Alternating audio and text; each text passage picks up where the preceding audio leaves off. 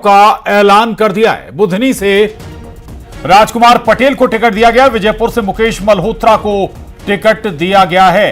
तो ये दो नाम साफ कर दिए गए। मध्य प्रदेश में दरअसल 2 सीटों पर बाई इलेक्शन होने हैं और बीजेपी पहले ही नामों का ऐलान कर चुकी है और अब कांग्रेस ने भी उपचुनाव के लिए उम्मीदवारों का ऐलान कर दिया है।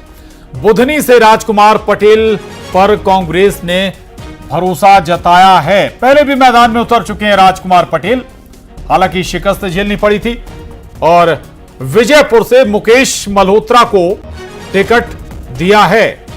तो कांग्रेस की तरफ से मध्य प्रदेश में दोनों सीटों पर बाई इलेक्शन पर नाम घोषित कर दिए गए हैं। बुधनी से जहां रमाकांत भार्गव के सामने राजकुमार पटेल होंगे कांग्रेस की तरफ से, जबकि विजयपुर से कांग्रेस ने मुकेश मल्होत्रा को टिकट दिया है। बीजेपी ने रामनिवास रावत को मैदान में उतारा है और रामनिवास रावत के सामने विजयपुर से मुकेश मल्होत्रा ताल ठोकेंगे। तो ये बड़ी खबर इस वक्त की, कांग्रेस ने भी अपने 2 नाम भाई जो उपचुनाव होने हैं 2 सीटों पर, उन पर नाम घोषित कर दिए हैं। एक बुधनी सीट बेहद महत्वपूर्ण सीट, शिवराज सिंह चौहान केंद्रीय मंत्री शिवराज सिंह चौहान की ये सीट हुआ करती थी, पारंपरिक सीट। और रमाकांत भार्गव को बीजेपी ने जहां मैदान में उतारा है और इस सीट पर अब कांग्रेस की तरफ से अगर हम जिक्र करें बुधनी सीट पर राजकुमार पटेल मैदान में होंगे। हालांकि राजकुमार पटेल पहले भी चुनौती दे चुके हैं इसी सीट पर, लेकिन शिकस्त उन्हें झेलनी पड़ी थी, हार का सामना करना पड़ा था। इस बार क्या स्थिति होगी, क्योंकि इस बार चेहरा अलग है। न्यूज 18 संवाददाता शिवकांत आचार्य हमारे साथ जुड़े हैं। शिवकांत, 2 सीटों पर कांग्रेस के नामों का इंतजार था, वो भी तस्वीर साफ हो गई।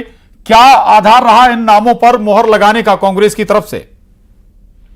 प्रशांत, मैं आपको बता दूं, दरअसल हमने अभी कुछ देर पहले ही आपको बताया था कि आज देर रात तक कांग्रेस दोनों सीटों पे नाम डिक्लेयर कर सकती है। मुकेश मल्होत्रा का आपको बताया था कि केवल सिंगल पैनल नाम गया था इनका। ये आदिवासी नेता हैं और अच्छी खासी पकड़ विजयपुर सीट पे रखते हैं। इन्होंने ही पिछले विधानसभा चुनाव में निर्दलीय चुनाव लड़ा था और 45,000 वोट लिए थे जी। तो सीधा सीधा जो रामनिवास रावत है बीजेपी उम्मीदवार, उनको टक्कर देने के लिए ये एकदम सही कांग्रेस की तरफ से चयन किया गया है। ऐसा कांग्रेस ने लोकल अपने कार्यकर्ताओं से जब जमीनी हकीकत टटोलनी चाही थी, इस नाम का सबसे पहले नाम आया था। तो वो अच्छी खासी टक्कर दे सकते हैं और इसी चीज को लेकर कांग्रेस लंबे समय से मंथन कर रही थी। 2 दिन पहले भी बैठक की थी और उन्होंने भी बताया था कि हमारी पिछली बार जरूर थोड़ी सी कमी रह गई थी, लेकिन इस बार हमारी पूरी तैयारी है और हम निश्चित तौर पर इस सीट को निकालेंगे। वहीं दूसरी तरफ अगर देखा जाए तो राजकुमार पटेल का नाम आया है, जिन्होंने पिछला विधानसभा चुनाव जो है भोजपुर विधानसभा सीट से लड़ा था और इस सीट से चुनाव लड़ने के लिए सीधा सीधा ये है कि ये जो समाज है, राजकुमार पटेल जो हैं, अच्छा खासा दबदबा है बुधनी विधानसभा क्षेत्र पर पटेल समाज का, और इसी वजह से इनको चुना गया है कि सामने रमाकांत भार्गव है, वो ब्राह्मण समुदाय से आते हैं, दूसरी तरफ राजकुमार पटेल है, अच्छा खासा कांग्रेस में इनका दबदबा है, काफी लंबे समय से चुनाव लड़ते आ रहे हैं और उम्मीद की जा सकती है कि वो अच्छी खासी टक्कर देंगे। जी बिल्कुल बिल्कुल शिवकांत, जैसा कि आप बुधनी का जिक्र कर रहे हैं, राजकुमार पटेल पुराने नेता हैं कांग्रेस के, काफी पुराने और बड़ा चेहरा भी रहा है, क्षेत्र में बड़ी पकड़ भी रखते हैं। एक तरफ अगर ब्राह्मण वोट बैंक अगर कहें तो या फिर कहें ये कि ओबीसी वोट बैंक को टारगेट करते हुए राजकुमार पटेल के नाम पर मोहर लगी, या ओबीसी वोट टारगेट पर है कांग्रेस के? बिल्कुल बिल्कुल, वही आपको बताया कि ओबीसी जो वोट बैंक है वो अच्छा खासा है, इस विधानसभा सीट में अच्छा खासा मायने रखता है। सबसे ज्यादा जो वोटर हैं ओबीसी से ही रखते हैं विधानसभा में बुधनी में। इस वजह से इनको प्रत्याशी बनाया गया है और कांग्रेस ने मंथन किया था, अपने कार्यकर्ताओं से जमीनी हकीकत टटोली थी और उनमें से एक नाम राजकुमार का पटेल का नाम भी आया था। हमने आपको दोपहर में भी इस बात का जिक्र किया था कि 4 नामों पर मंथन चल रहा था, जिनमें एक राजकुमार पटेल भी थे और फाइनली पार्टी ने राजकुमार पटेल पर भरोसा किया है और बुधनी विधानसभा लोकसभा विधानसभा सीट से इनको मैदान में उतारा है ताकि वो रमाकांत भार्गव को अच्छी खासी टक्कर दे सके। बिल्कुल बिल्कुल, सीट पर भी थोड़ा सा और चर्चा करेंगे, लेकिन विजयपुर पर हम चलते हैं। मुकेश मल्होत्रा का आप जिक्र कर रहे हैं, आदिवासी वोटों का जिक्र पहले भी हुआ था कि बड़ी संख्या में आदिवासी वोटर भी हैं इस विधानसभा में, तो ऐसे में क्या वाकई लगता है कि चुनौती बड़ी हो जाएगी रामनिवास रावत के लिए? प्रशांत, यही एक बात है कि रामनिवास रावत ने पिछले विधानसभा चुनाव भले ही कांग्रेस से लड़ा था और जीत भी हासिल की थी, लेकिन कहीं ना कहीं मुकेश मल्होत्रा ने 45,000 वोटों का डेंट दिया था, यानी, और जबकि वो कांग्रेस से ही संबंधित नेता रहे हैं, कांग्रेस के खाटी कार्यकर्ता रहे हैं, तो अभी भी वो दावा कर रहे हैं कि पिछली बार के चुनाव में जरूर मेरी कुछ कमी रह गई थी, लेकिन इस बार सभी नेताओं का, कार्यकर्ताओं का, सभी का समर्थन है और लंबे समय से हम तैयारी करते आ रहे हैं जमीन पर, जिस वजह से हमें पूरा भरोसा है कि इस चुनाव में निश्चित तौर पर कांग्रेस पार्टी को विजय प्राप्त होगी।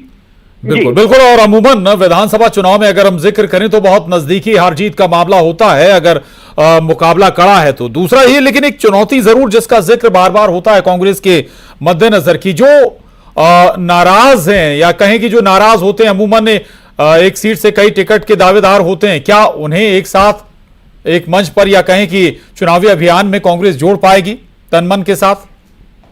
कांग्रेस का विजयपुर विधानसभा के लिए यही सबसे बड़ा बेनिफिट रहा है, क्योंकि यहाँ पर जो प्रत्याशियों के नाम चयन की प्रक्रिया चल रही थी, पैनल में केवल सिंगल नाम गया था, यानी इस बात से स्पष्ट है कि कोई कंपटीशन नहीं था, वो क्लियर था कि केवल एक ही प्रत्याशी को हम मैदान में उतारेंगे जिनमें आपस में कोई कंपटीशन न रहे और हमें मिलकर चुनाव लड़ना है और निकालना है। क्योंकि कांग्रेस की सबसे बड़ी कमी रही है कि कई दावेदार होते हैं, कई नेता होते हैं और कहीं ना कहीं सामंजस्य नहीं बैठ पाता और वो चुनाव हार जाते हैं, अपनी सीट खो देते हैं। लेकिन इस बार सबसे बड़ी समझदारी उन्होंने यही की थी कि सिंगल पैनल में नाम गया था इनका, और खुद जीतू पटवारी का दौरा लगा था, 2 बार जाके उन्होंने कार्यकर्ताओं से बैठे थे, मिले थे और उन्होंने कहा था कि जो आप प्रत्याशी देंगे उसी को हम मैदान में उतारेंगे, चुनाव जिताना भी आपको है, लड़ना भी आपको है। इस वजह से केवल सिंगल नाम गया, कार्यकर्ताओं की आपसी सहमति बनी, बड़े नेताओं की आपसी सहमति बनी, उसके बाद इनको मैदान में उतारा है ताकि कोई कार्यकर्ताओं के बीच में संशय न रहे, कोई कंपटीशन रहे और वो एकजुट होकर चुनाव में अपना परफॉर्म दे सके और चुनाव निकाल सके। जी बिल्कुल। उपचुनाव में रणनीति क्या नजर आती है? बीजेपी की तरफ से स्वाभाविक है कि अमूमन बड़े नेता भी बाय इलेक्शन में भी पूरे दमखम के साथ मैदान में उतरते हैं, तो क्या यही रणनीति हमें कांग्रेस की तरफ से भी देखने को मिलेगी? दोनों बहुत महत्वपूर्ण सीटें हैं प्रशांत, बिल्कुल मैं आपको बता दूं कि पूरी दमखम से ये दोनों उपचुनाव को कांग्रेस पार्टी लड़ना चाह रही है, क्योंकि जब से जीतू पटवारी प्रदेश अध्यक्ष बने हैं उनको जीत नहीं मिली है और लगातार वो कार्यकर्ताओं को और नेताओं को इकट्ठा करने का, जोड़ने का प्रयास कर रहे हैं। इसीलिए वो हर जिले में विधानसभा वार जा रहे हैं, जिलेवार जा रहे हैं, कार्यकर्ता सम्मेलन करते हैं, कार्यकर्ताओं से फीडबैक लेते हैं कि संगठन में या नेताओं में क्या कमी है उनको दूर किया जाए।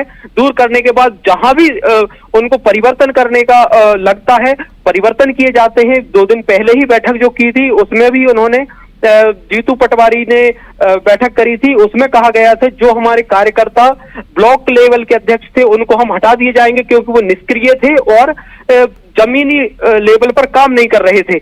यानी जहां उनको कड़े एक्शन लेना पड़ रहे हैं वहां कड़े एक्शन ले रहे हैं, जहां पर उनको अपने कार्यकर्ताओं को मनाना है मना रहे हैं, खुद जमीन पे जाके मिल रहे हैं ताकि कार्यकर्ताओं को एक मैसेज जाए कि प्रदेश अध्यक्ष हमारे साथ हैं, पूरी पार्टी उनके साथ है और इसलिए ताकि वो बेहतर तरीके से जमीन पे ये नया अंदाज बिल्कुल देखने को जरूर मिलेगा।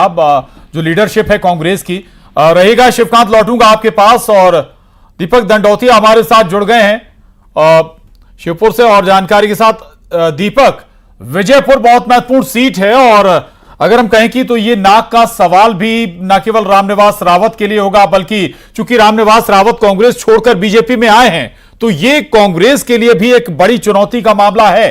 मुकेश मल्होत्रा के बारे में थोड़ा सा बताइएगा, बैकग्राउंड क्या उनका आधार है, मजबूती उनकी क्या है? जी बिल्कुल, जहां तक मुकेश मल्होत्रा की बात करें तो पहले बीजेपी में राज्य मंत्री का दर्जा प्राप्त कर चुके हैं। शहरिया विकास प्राधिकरण के वो मंत्री रह चुके हैं और पिछले बार भी वो विधानसभा चुनाव लड़े थे, तब वो निर्दलीय मैदान में उतरे थे और करीब 45,000 वोट उन्हें मिले थे। और इस बार अब कांग्रेस ने उन्हें अपना प्रत्याशी बनाया है, तो सीधे तौर पर आदिवासी वोटर को की मदद से कांग्रेस विजयपुर विधानसभा चुनाव का रण जीतना चाहती है, क्योंकि इस क्षेत्र में 70,000 से के करीब आदिवासी मतदाता है, जो एक बड़ा वोट बैंक है। इसके अलावा दूसरे समाजों का जो मतदाता है वो भी कांग्रेस की ओर मुड़े, इसके लिए भी अलग अलग रणनीति कांग्रेस बना रही है, चाहे कुशवाहा समाज हो, धाकड़ समाज हो, दूसरे समाजों के नेताओं को भी जहां पर लगातार कांग्रेस ला रही है ताकि उनका रुख भी कांग्रेस की ओर हो। जहां तक मुकेश मल्होत्रा की बात है तो आदिवासी समाज में उनकी अच्छी पैठ है और इसी वजह से पिछले चुनाव में वो 45,000 मत निर्दलीय चुनाव लड़ करके हासिल किए थे उन्होंने और तीसरे पायदान पर वह रहे थे। और इस बार पूरी दमखम से कांग्रेस जब उनकी साथ में होगी तो निश्चित रूप से यहां पर एक कड़ा मुकाबला देखने को मिलेगा। जी प्रशांत, बिल्कुल वाकई कड़ा मुकाबला देखने को मिलेगा, लेकिन जो कांग्रेस का वोट है और जो मुकेश मल्होत्रा चूंकि आदिवासी समुदाय से आते हैं, आप बता रहे हैं कि 45,000 वोट उन्होंने अपने दम पर लिए थे, क्या कोलैबोरेशन हो पाएगा या कहें कि दोनों वोट बैंक, कांग्रेस का वोट बैंक और मुकेश मल्होत्रा का वोट बैंक एक साथ खड़ा हो पाएगा? दीपक जी बिल्कुल, वोट बैंक की बात करें तो विजयपुर क्षेत्र में मंत्री रामनिवास रावत के अलावा कांग्रेस के पास कोई दूसरा चेहरा नहीं था, लेकिन कांग्रेस से जब वो बीजेपी में आ गए हैं तो इस वक्त मुकेश मल्होत्रा एक बड़ा चेहरा कांग्रेस के लिए है, क्योंकि आदिवासी वोटर तो उनके साथ लग ही रहा है। ऐसे में कांग्रेस का जो मतदाता है, कांग्रेस का वोटर है, उनका कार्यकर्ता है, वो भी जोर शोर के साथ उनके साथ में लग गया है, क्योंकि लगातार जीतू पटवारी इस क्षेत्र में भ्रमण दौरे कर रहे हैं। तमाम जो नेता हैं, चाहे दिग्विजय सिंह जी हो चाहे दूसरे हो, तमाम लोग अपने अपने जो कार्यकर्ता हैं, अपने पदाधिकारी हैं जो उनके टचिंग में हैं, उनको सक्रिय करके इस क्षेत्र में मंत्री रामनिवास रावत को एक तरह से हराने के लिए हर संभव प्रयास कर रहे हैं। एक तरह से कांग्रेस बदला लेने के मूड में है और इसी को लेकर के पूरी जोर शोर से रणनीति बनाई जा रही है। जहां तक मुकेश मल्होत्रा की बात करें तो कांग्रेस का जो वोटर है, दूसरे जो कार्यकर्ता हैं वो उनके साथ में लग गए हैं। हालांकि रामनिवास रावत के करीब रहने वाले कांग्रेसी कांग्रेस को छोड़कर के भाजपा में शामिल हो गए, तो ऐसे में कोई बड़ी बात नहीं है, क्योंकि कई लोग रामनिवास रावत से भी नाराज हैं, वो लोग कांग्रेस में भी ज्वाइन कर रहे हैं और उनके साथ में जो कई लोग कांग्रेस छोड़ के भाजपा में भी गए हैं। तो कहीं ना कहीं मुकेश मल्होत्रा एक मजबूत प्रत्याशी है और इस चुनाव में कड़ा मुकाबला होना बिल्कुल स्वाभाविक है, क्योंकि मंत्री रामनिवास रावत का क्षेत्र है, वो करीब 6 बार से इस क्षेत्र में विधायक रहे हैं, लेकिन तब कांग्रेस के टिकट पर चुनाव लड़ते रहे हैं। इस क्षेत्र में करीब 30 से 35,000 दलित समाज का वोटर है, आदिवासी समाज का 65 से 70,000 वोटर है, कुशवाहा समाज का करीब 20 से 25,000 वोटर है। तो कहीं ना कहीं ये जो वोटर है कांग्रेस की ओर इन 3 समाजों का करीब रुझान है, वो ज्यादा नजर आ रहा है। ऐसी स्थिति में अगर चुनाव होता है तो रामनिवास रावत जी के लिए मुश्किलें खड़ी हो सकती हैं। जी। लेकिन जो बात आपने इससे पहले कही दीपक की, इससे बड़ा कोई चेहरा नहीं था कांग्रेस के पास रामनिवास रावत से बड़ा चेहरा।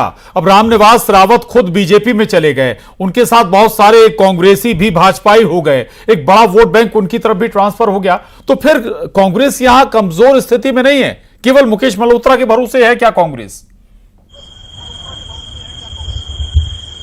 ऐसा नहीं है कि अकेले मुकेश मल्होत्रा के भरोसे कांग्रेस हो, क्योंकि मुकेश मल्होत्रा के अलावा कुशवाहा समाज कहीं ना कहीं रामनिवास रावत से खपा है और इस क्षेत्र में कुशवाहा समाज के 20 से 25,000 वोट हैं जो मुकेश मल्होत्रा के साथ में इस वक्त लगे हुए हैं। आने वाले दिनों में परिणाम कुछ भी हो, बदलाव हो सकता है, लेकिन अभी मौजूदा हालातों में कुशवाहा समाज खासा नाराज है रामनिवास रावत से और इसी वजह से कांग्रेस को चुनाव में फायदा नजर आ रहा है, क्योंकि आदिवासी समाज के अलावा कुशवाहा समाज उनके साथ में लग गया है। कांग्रेस का भी इस क्षेत्र में अच्छा खासा वोटर है, मुस्लिम समाज है, दूसरे समाजों के लोग भी कांग्रेस से हैं, बीजेपी में भी वो लोग सपोर्ट करते हैं, लेकिन कांग्रेस का भी इस क्षेत्र में अच्छा खासा वोटर है।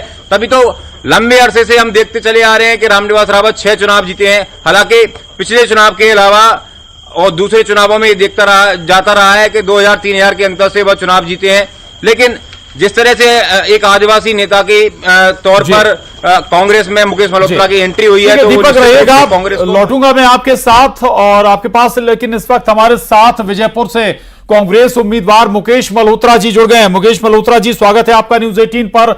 सबसे पहले क्या मुद्दे होंगे आपके विजयपुर के लिए बाय इलेक्शन में? जी, क्या मुद्दे होंगे, किन मुद्दों को लेकर आप चुनाव में जाएंगे मुकेश जी? मुद्दे हैं सर, क्षेत्र के विकास के लिए मुद्दे हैं। हमारा जी। विजयपुर विधानसभा क्षेत्र बहुत पिछड़ा हुआ है। यहाँ पे सड़क बिल्कुल खस्ता हालत में है, पेयजल की समस्या है, स्वास्थ्य जी। की है, शिक्षा की है, बेरोजगारी है, लोग पलायन कर यहाँ पर। तो इन सभी मुद्दों को लेकर हम जनता के बीच में जाएंगे और कांग्रेस पार्टी यह चुनाव जीतेगी।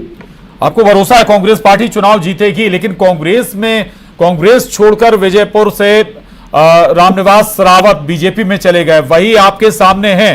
आपको लगता है कि कांग्रेस का जो जमीनी कार्यकर्ता है उसका साथ आपको मिलेगा मुकेश मल्होत्रा जी? बिल्कुल मिलेगा, जमीनी कार्यकर्ता बिल्कुल पूरे साथ मिलेगा और पूरी ईमानदारी से पूरे कार्यकर्ता पूरा पार्टी का जो वरिष्ठ नेतृत्व है प्रदेश में देश का पूरा काम कर रहा है ईमानदारी के साथ। जी, अमूमन लेकिन होता यह है कि जमीनी स्तर पर चीजें बदल जाती हैं, ऊपर कुछ और दिखता है। लेकिन मुकेश मल्होत्रा जी, विजयपुर सीट से रामनिवास रावत लगातार करीब 6 बार चुनाव जीते हैं, आपको नहीं लगता कि वहां चुनौती बड़ी होगी?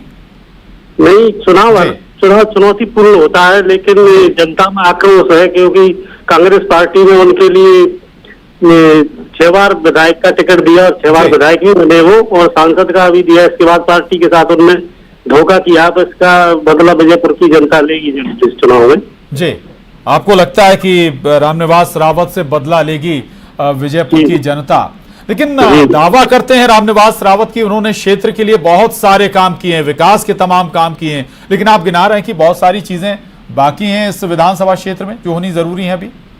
जी, उनने कोई विकास नहीं किया। यहाँ पे बहुत कुपोषण की समस्या है और लोग पलायन पर रहते हैं। यहाँ पे अधिकतर कोई रोजगार के संसाधन यहाँ पे नहीं है। अभी पिछली बार मोदी जी भी आए थे, उस समय भी उनने कोई यहाँ पे कोई फैक्ट्री या उद्योग की घोषणा नहीं की थी, जिससे बहुत लोगों में आक्रोश है। जी, अच्छा, एक जो सबसे बड़ी समस्या है अगर श्योपुर जिले की बात करें, खासतौर से आपकी विधानसभा का ही जिक्र कर लें, पूरे जिले में रोजगार एक बड़ी समस्या है, युवाओं को बाहर जाना पड़ता है। उसके मद्देनजर कुछ आपके जहन में दिमाग में है, कोई प्लानिंग है अगर आपको मौका देती है जनता तो? नहीं, हमको जनता मौका देती है तो बिल्कुल हम लोग यहाँ पे सभी नेताओं से मिलकर और यहाँ पे एक बड़ा उद्योग यहाँ पे स्थापित होना चाहिए। विशेष पिछड़ा हुआ क्षेत्र है ये, तो ट्राइबल में आता है बिल्कुल, तो इससे कई लोगों को रोजगार मिलेगा।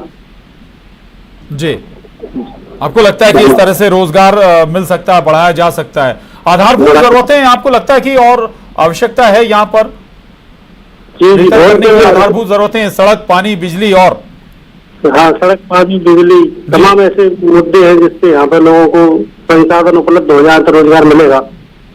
जी जी जी, चलिए, बहुत शुक्रिया आपका मुकेश जी, जुड़े आप न्यूज़ 18 से, आपने बात की, अपनी बात रखी। और दीपक हमारे साथ लगातार अभी भी बने हुए हैं। दीपक, तमाम बातें सुन रहे थे आप, बहुत सारे मुद्दे हैं मुकेश मल्होत्रा के जहन में जिनको लेकर वो आम जनता के बीच जाने वाले हैं। कितने सहमत हैं आप कि सड़क, पानी, बिजली अभी भी मसला है इस विधानसभा में? जहां तक बिजली, सड़क और पानी की समस्या है तो ऐसा नहीं है कि अब वो स्थिति रही हो जो लंबे समय से यहाँ पर बनी रहती थी, क्योंकि जल नल योजना गांव-गांव में पहुंच गई है। सड़कों का भी लगातार जाल बिछा है। हालांकि कई सड़कें खस्ता हालत में हैं, तो निश्चित रूप से उन्हें लेकर के लोगों में नाराजगी हो सकती है। लेकिन ऐसा नहीं है कि कनेक्टिविटी नहीं हो, गांव में सड़क नहीं हो, पानी नहीं हो। लाइट भी लगभग सभी गांवों तक पहुंच गई है। कुछ गांव मजरे ऐसे हैं जहां पर लाइट नहीं है, तो उसे लेकर के लोग लगातार इस तरह के प्रदर्शन भी करते रहते हैं। और विकास की बात करें तो विकास हो रहा है, लेकिन विकास एक निरंतर प्रक्रिया है जो अच्छी तरह से होना चाहिए। जिस तरह से विकास पिछले दिनों धीमी गति से चलता रहा, उस तरह से अगर विकास होगा तो लोगों को दिक्कतें होंगी। लेकिन अब जब से मंत्री रामनिवास रावत यहाँ पर वन एवं पर्यावरण मंत्री बनाए गए हैं, तब से मुख्यमंत्री जी भी लगातार इस क्षेत्र में दौरे कर रहे हैं और उन्होंने भी कई घोषणाएं करके कई ऐसे काम हैं जिनको मंजूरी दी है। कई सारी परियोजनाएं यहाँ पर शुरू की है। मेडिकल कॉलेज भले अभी शुरू नहीं हो पाया, लेकिन यहाँ बिल्डिंग स्ट्रक्चर खड़ा हो गया है। दूसरी, यहाँ पर कई परियोजनाएं भी चालू हुई हैं जिससे लोगों को, हालांकि रोजगार की स्थिति आज भी जिले में ठीक नहीं है। निश्चित रूप से यहाँ से हजारों लोग पलायन करते हैं और ये पलायन यहाँ की मुख्य समस्या है। और ये मुद्दा हर साल प्रशासन के स्तर पर उठता है और जब भी चुनाव होता है तब लोग इस मुद्दे को लेकर के जनप्रतिनिधियों को घेरते हैं। लेकिन जो जिस तरह से कहते हैं ना कि विकास होना चाहिए, उस तरह का विकास निश्चित रूप से यहाँ नहीं है। लेकिन ऐसा भी नहीं है कि विकास नहीं हुआ हो। प्रशांत जी, चलिए लौटूंगा आपके पास। और राजकुमार पटेल जी हमारे साथ जुड़ गए हैं। बुधनी से कांग्रेस के उम्मीदवार हैं राजकुमार पटेल जी। सबसे पहले आपको बहुत बहुत बधाई। और दूसरा, आपके मुद्दे क्या हैं बुधनी के लिए? अमूमन बुधनी के लिए तो दावा किया जाता है कि विकास चौतरफा दौड़ रहा है, सड़कें, बिजली, पानी सब आला दर्जे का है। मैं आपको धन्यवाद देना चाहता हूं, आपने मुझे शुभकामनाएं दी और मैं पार्टी हाईकमान का भी आभारी हूं, हमारे राष्ट्रीय अध्यक्ष का, प्रदेश अध्यक्ष का, जिन्होंने मुझे इस लायक समझा कि मैं पार्टी उम्मीदवार के रूप में बुधनी से जनता के बीच में जाऊं।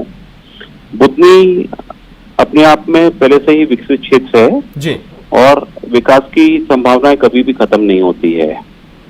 जो विडंबना सबसे ज्यादा इस क्षेत्र में देखी जा रही है, वहाँ विकास के नाम पर जो ढकोसले हुए हैं, जो भ्रष्टाचार हुआ है, वो जनता के सामने है जी। और सबसे बड़ी बात यह है कि वहाँ जनता और नेतृत्व में बहुत दूरी हो गई थी। तो सबसे पहले हम इस बात की कोशिश करेंगे कि हम जनता की आवाज बने और जनता के साथ मिलकर वहाँ की विकास की जो कल्पना उनकी है उनको साकार करने का काम करें।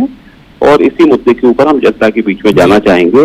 भ्रष्टाचार खत्म हो, भाई भतीजावाद खत्म हो, अत्याचार खत्म हो और आम जनता की सुनवाई हो, ये तमाम मुद्दे हैं।